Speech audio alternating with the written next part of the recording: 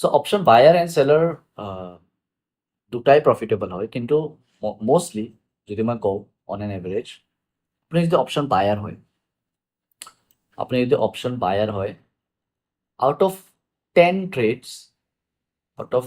Trades আপুনি যদি ইমানো আপুনি এক্সপিৰিয়েঞ্চড হোৱা নাই, আপুনি ছাপ'জ আপোনাৰ 1-2 বছৰ এক্সপিৰিয়েঞ্চ আছে, আপুনি জানে, আপুনি এনালাইজ কৰিব জানে মাৰ্কেট, আপুনি ৰিড কৰিব জানে, ছাপৰ্ট ৰিয়েশ্যন যি আছে আপুনি বেছিক্স বস্তু জানে।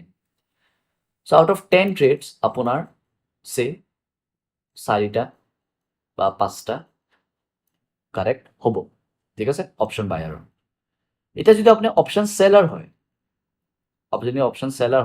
আউট অফ 10 ট্ৰেডছ আপুনি 8-9 টাইমছ কাৰেক্ট হ'ব। অপশ্যন সেলাৰৰ ফেভাৰত মাৰ্কেট সদায় আছে, অ'কে।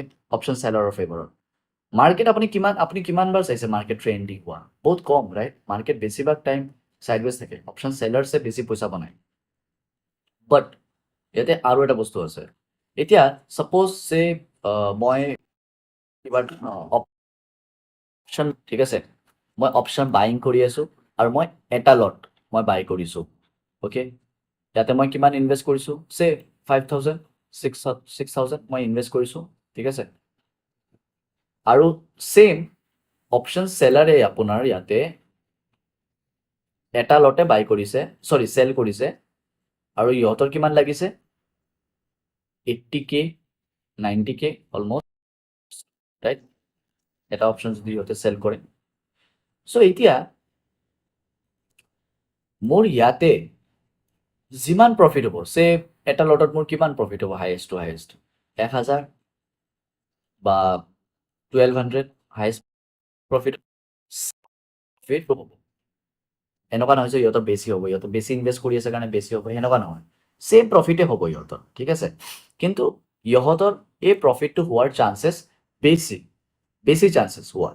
আমাৰ চান্সেছ ইমান নাই, অপশ্যন বায়াৰৰ ইমান চান্সেছ নাই।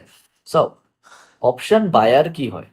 অপশ্যন বায়াৰ, ছাপ'জ এইটো এটা ৰেজিষ্টেঞ্চ লেভেল হয়, অপশ্যন বায়াৰ তেতিয়াহে পইচা বনাব যেতিয়া মাৰ্কেট এইটো ব্ৰেক কৰিব আৰু ফাষ্ট মুভ দিব, এইটোতে অপশ্যন বায়াৰে পইচা কমাব, অ'কে।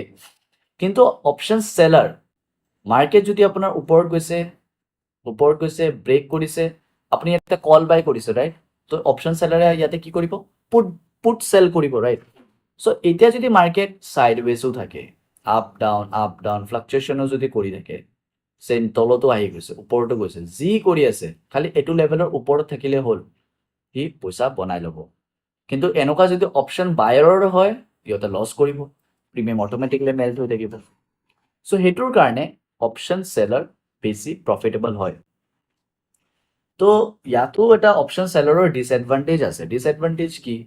অপশ্যন সেলাৰে কেনেকৈ পইচা কমায়? যোনটো প্ৰিমিয়াম আছে সেইটো 0 যদি হৈ যায়, সিহঁতে পইচা কমালে, মানে 120 টকাৰ প্ৰিমিয়াম পুৰা 0 যদি হৈ যায়, তেতিয়া সিহঁতৰ পইচা বনি যায় ইয়াতে, অ'কে। চ' 120 টকাৰ যোনটো প্ৰিমিয়াম আছে সেইটো 0 হৈ যাব। চ' মেক্সিমাম টাইম কি হ'ব? 120ৰ পৰা এইটো আপোনাৰ 180, 200 লৈ যাব, তাৰপিছত যাই 0 হৈ যাব। আকৌ আপোনাৰ নেক্সট দিনা কি হ'ব? 120 টকাৰ পৰা গ'ল 150 টকা, 200 টকা লৈ গ'ল, আকৌ আহি কেনে 0 হৈ গ'ল, ঠিক আছে। চ' মেক্সিমাম টাইম এনেকুৱা হ'ব। এদিন কি হ'ব? 120 টকাৰ পৰা গৈছে 150 টকা, 200 টকা লৈ গৈছে, আপুনি এক্সিট কৰা নাই, এইটো গৈছে আপোনাৰ 1200, 1300। সেইদিনাখন অপশ্যন সেলাৰৰ যিমান পইচা আছে, যিমান 1-2 মাহত যিমান প্ৰফিট কৰিছে, চব গুচি গৈছে। চ' এইটোৰ কাৰণে আপোনালোকৰ দুটাতেই আপোনাৰ এক্সপিৰিয়েঞ্চ হ'ব লাগিব। আপুনি অপশ্যন বায়াৰৰো এক্সপিৰিয়েঞ্চ হ'ব লাগিব, অপশ্যন সেলাৰৰো এক্সপিৰিয়েঞ্চ হ'ব লাগিব, ঠিক আছে।